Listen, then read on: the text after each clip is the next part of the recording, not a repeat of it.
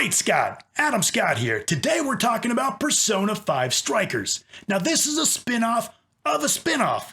Is that like making a copy of a copy where all the quality is stripped away? Or does that allow the creativity of the developers to truly shine? Let's find out when we take a look at Persona 5 Strikers. The Persona series is a spin-off of the Shin Megami Tensei series, which was originally based on the Digital Devil Story series of science fiction novels by Aya Nishitani. The first game, released on the Famicom in 1987, was Digital Devil Story Megami Tensei. This is a long-running series with roughly 36 games overall. The franchise consists of multiple sub-series. The first Persona game, released in 1996 on the PlayStation, was Revelations Persona. While very primitive and obviously a little rough around the edges, this included some of the mainstays of the series, including some recurring elements and plot themes such as high school life, the story shaped by the player's choices, and the ability to fight and recruit creatures, such as demons or personas, to aid the player in battle. Since Persona 5 Strikers is a spin-off of the wildly popular Persona 5, let's take a quick look at that game. It was set in modern-day Tokyo. Now you play as a student with the codename Joker, who was framed for assaulting a man after trying to defend a woman who he was attacking. You're expelled from school and sent to live with a family friend and attend Shujin Academy during the years-long probation. The story takes place over the course of a school year and is divided into two distinct parts. There's the life simulator and the metaverse. In the life simulator, you go to school, take on part-time jobs, build and deepen connections with the other students, and form the Phantom Thieves. In the metaverse, this is where you and the other members of the Phantom Thieves battle enemies and steal the corrupted hearts of the evil adults to reform the city and slowly uncover the broader conspiracy. In this game, nothing will be fast. In fact, you're told repeatedly to take your time.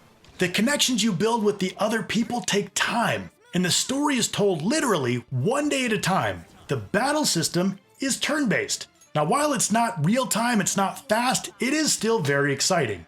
The Shin Megami and in turn the Persona games cover multiple role-playing genres and different fighting systems. This includes tactical, turn-based, action, and MMORPGs.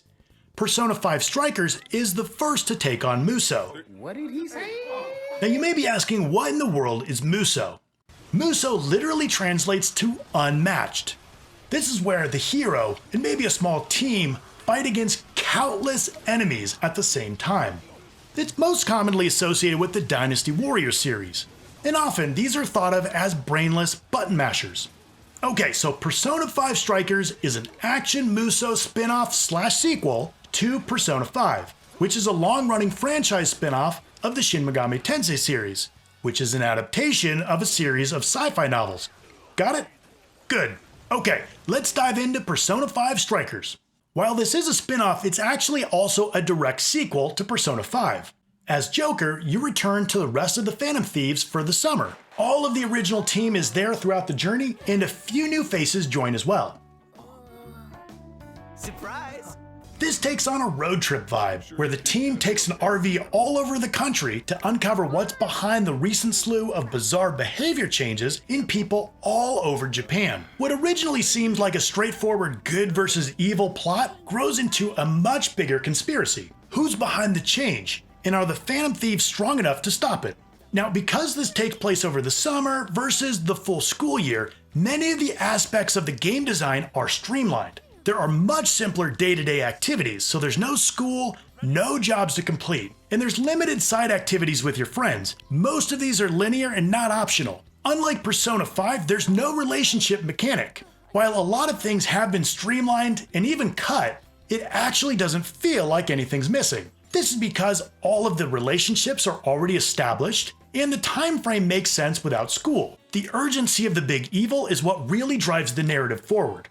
While there have been some changes, some things have stayed the same. The group dynamic, the world design, but namely the overall style and polish is there in spades. This game is absolutely dripping with style. From the characters to each scene transition, even the text, the music, and heck, the menus are even cool. Okay, so let's talk about the gameplay. Here's the general loop. On this road trip, the team travels to a town, a landmark, etc. They'll discover that those around them are under control. They're seeing some behavior changes. The team then goes to investigate to find a jail. Now, jails are just like palaces from Persona 5, they just call them jails in this game. Once you find the jail, you'll enter the metaverse and battle your way through it to gain clues at its core. The person at the heart of the jail is the one who's controlling the others in that area. Once you discover that, you'll send a calling card which alerts them to your presence and opens them up to the big boss fight. Once you defeat the boss of the jail, the story then progresses to a new location, rinse and repeat. You'll spend most of your time in the metaverse really focused on combat. As you navigate each stage, you can see the enemies. You can decide to avoid them or to engage. You're always going to want to sneak up and get an ambush on your enemies. This gives you a massive advantage at the start. The combat system is the overall biggest change from Persona 5. The fighting is fast and frenzied. However, there is a command-based skill when using personas that briefly pause the action. There are light and heavy attacks, gun attacks, and magic. Throughout your fights, you'll change between Joker and 3 of the other team members. All team members fight differently, and their personas all have different strengths and weaknesses. Picking who to bring into each battle is the key, because you can't switch during combat. While each team member has a persona, only Joker can hold multiple personas and customize the overall persona loadout. You can think of personas as really like your magic. There are over 70 different personas to collect throughout the game. Each persona focuses on offensive, defensive, or support magic skills. What you're wanting to do is to build a loadout that will match the skills to the weaknesses of your enemies. You can see the enemy weaknesses when using the persona command menu. You will often be fighting large groups of diverse enemies with different skills and weaknesses, which will cause you to constantly switch between your party members and your different personas. At the start, you'll be pretty limited in what you can do and fairly weak, and there's a number of ways to level up. First is the bond system. You can think of this as like a skill tree for the overall team. This includes global perks that affect everyone. Next, when you have characters in your party, they'll level up. This allows each individual to get stronger. It's a good idea to make sure you're constantly swapping out your team members so they stay at a similar level. Now, when you play as a teammate, they'll level up their master arts. These are buffs that are specific to each character. And lastly, you can level up your personas to gain new skills and make them overall just more powerful. There's a few different ways to level up your personas. First is simply through battles. They'll gain experience as they fight. You can also create new and more powerful personas by sacrificing 2 or more of your existing ones. And lastly, you can level up your personas by adding persona points to either their overall level or to their individual attributes, and you collect these as you battle throughout the levels. Now, as you level up your personas, you're going to want to register them. That way you'll have access again to them at any time, but it will be for a cost. Will you register this persona? So how does the game feel to play? You could simply button mash, but you'll eventually hit a brick wall. You are definitely encouraged to mix up your combat, your party, your personas, and your approach for each situation.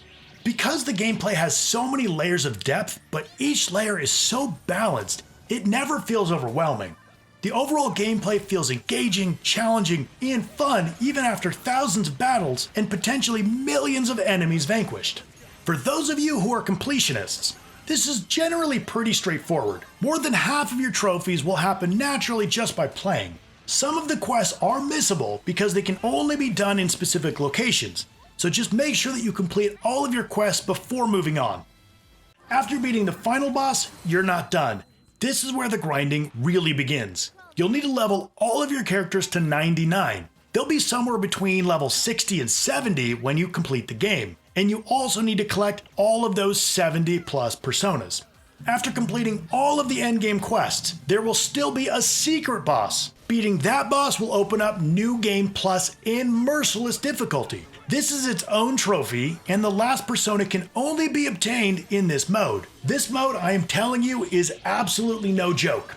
I was pretty overleveled by the end of the game, and I was just mowing down enemies left and right. When I started Merciless difficulty, I got my ass handed to me again and again and again. The jump in difficulties is like hitting a brick wall. Overall, it took me about 90 hours to get the Platinum Trophy, which was actually far less than Persona 5 Royale. Okay, so the real question is Persona 5 Strikers good? Well, yeah, I mean, it almost goes without saying. The real question is, who's this for? Is this for diehard Persona 5 fans who just want more of the Phantom Thieves fix? Or is this for those who weren't sold on the turn-based combat or the relationship mechanics for Persona 5? Well, I'd say yes to both.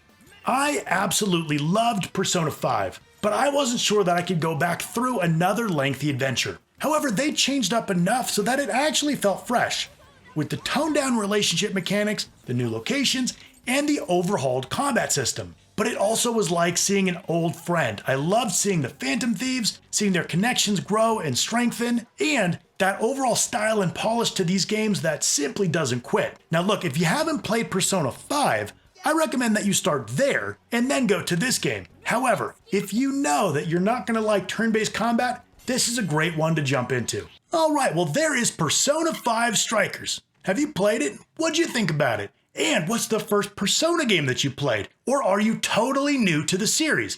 Love to hear about it in the comments below. If you liked the video, give it a thumbs up, and if you haven't done so, subscribe to the channel to expand your gaming horizons. Okay, till next time.